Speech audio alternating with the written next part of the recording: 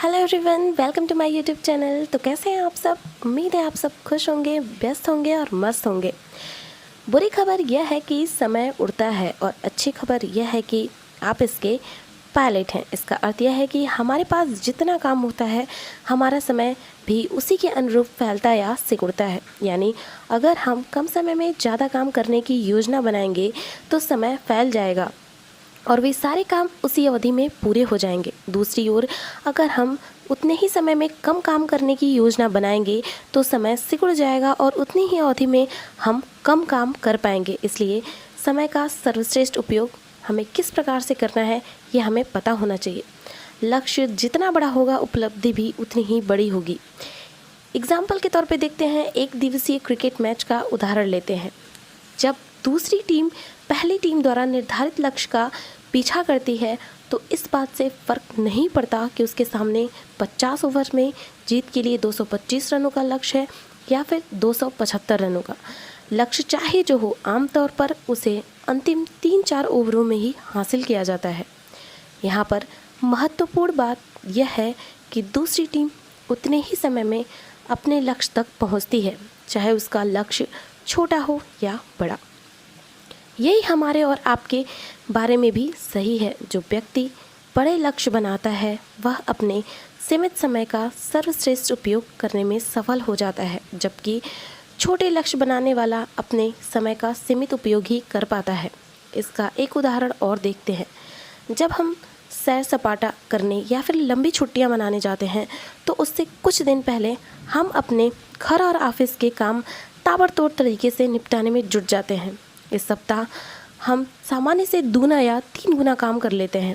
हम फटाफट काम करते हैं और कम समय में ज़्यादा काम करते हैं, क्योंकि हमें निश्चित समय सीमा में काम निपटाकर छुट्टियां मनाने जाना है।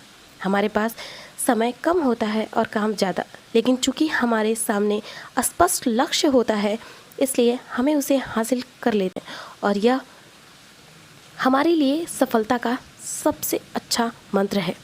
जो ऊंची छलांग लगाना जानता है उसे लंबा दौड़ना होगा। जो ऊंची छलांग लगाना चाहता है उसे लंबा दौड़ना होगा। काम की प्रकृति से भी समय के फैलने या सिकुड़ने का संबंध होता है। जब किसी काम में हमारी रुचि होती है तो वह काम जल्दी हो जाता है। दूसरी ओर जब किसी काम में हमारी रुचि नहीं होती है तो वह देर से होता है। इसलिए कहा जाता है कि वह व्यक्ति सौभाग्यशाली है जो अपने काम से प्रेम करता है, क्योंकि वह कम समय में ज़्यादा काम कर सकता है, ज़्यादा अच्छी तरीके से काम कर सकता है और इस वजह से वह ज़्यादा जल्दी सफल भी हो सकता है। हर दिन इस तरह जिएं जैसे कि यह आपके जीवन का आखिरी दिन हो। हमें अपनी लाइफ को एक ऐसे शेड्यूल में सेट कर लेना चाहिए कि हम अपने प्राइम टाइम का उपयोग बहुत अच्छी तरीके से कर पाएँ। सबसे महत्वपूर्ण चीज़ें सबसे महत्वहीन चीज़ों की दया पर कभी नहीं छोड़नी चाहिए। टेलीविज़न पर प्राइम टाइम में यानी रात 8 बजे से 10 बजे तक विज्ञापन की एक कीमत सबसे ज़्यादा होती है। यानी कि जो भी एड्स आते हैं टीवी पे उनकी वैल्यू सबसे ज़्यादा होती है। वो एड्स उतने ही समय का रहता है परंतु इसकी कीमत बढ़ जाती है। कीमत बढ़ने का जो कारण होता है वह होता है कि प्राइम टाइम में ज़्यादा से ज़्यादा दर्शक उस समय टीवी को देख रहे होते हैं। टेलीविज़न के प्राइम टाइम के उदाहरण से हम यह सीख सकते हैं कि हमारे और आपके लिए भी दिन के 24 घंटे एक से नहीं होते। दिन के किसी खास समय में आपकी ऊर्जा, विचार शक्ति, उत्साह और कार्य क्षमता बाकी समय की तुलना में अधिक होती है।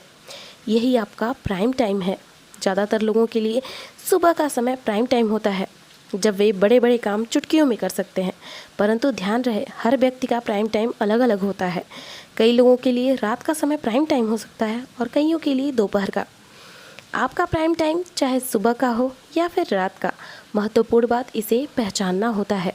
आपका प्राइम टाइम कौन सा है यह पहचानना इसलिए ज़रूरी है ताकि आप अपने समय का सर्वश्रेष्ठ उपयोग कर सकें। अपने सबसे महत्वपूर्ण या रचनात्मक काम इसी दौरान करें ताकि वे अच्छी तरह से और जल्दी हो सकें। अपने प्राइम टाइम में छुटपुट काम करके उसे बर्बाद न करें, क्योंकि छुटपुट काम तो आप बाकी के समय में भी कर सकते हैं।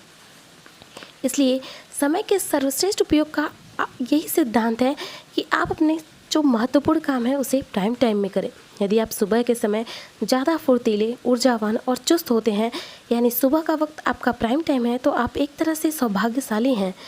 अगर आप दोपहर में एक झपकी ले लें और आप एक दिन में 2 सुबहें प्राप्त कर सकते हैं।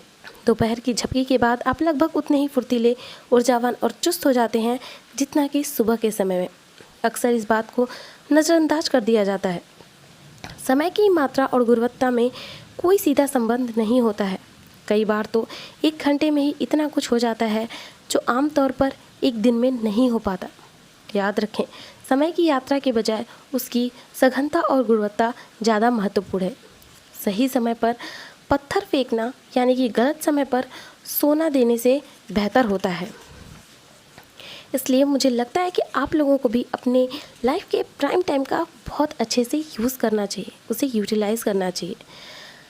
काम के लंबे घंटे महत्वपूर्ण नहीं है, महत्वपूर्ण बात यह है कि वे ठोस और सघन हो। इसी को अंग्रेजी में क्वालिटी टाइम कहा जाता है। ध्यान रखें, वह व्यक्ति ज़्यादा सफल नहीं होता जो दिन में 8 घंटे काम करने का लक्ष्य बनाता है। ज़्यादा सफल तो वह व्यक्ति होता है जो दिन में 8 या 9 काम करने का लक्ष्य बनाता है। दोनों में फ़र्क सिर्फ इतना है कि पहला व्यक्ति समय की मात्रा को महत्व देता है और दूसरा समय की गुणवत्ता को, और इसी से उनकी सफलता में ज़बरदस्त फ़र्क पड़ता है। अपनी प्राथमिकताओं की समीक्षा करें और यह सवाल पूछें, हमारे समय का इस वक्त सबसे अच्छा उपयोग क्या हो सकता है। तो मुझे उम्मीद है कि ये वीडियो आपको काफ़ी कुछ अच्छा सिखाएगी और काफ़ी कुछ आपकी लाइफ में वैल्यू ऐड करेगी। अगर आपकी लाइफ इससे थोड़ी भी अच्छी होती है तो आप चैनल को लाइक, शेयर और सब्सक्राइब करना बिल्कुल भी ना भूलें। मिलते हैं अगली वीडियो में कुछ नई चीज़ों के साथ। तब तक के लिए बाय बाय।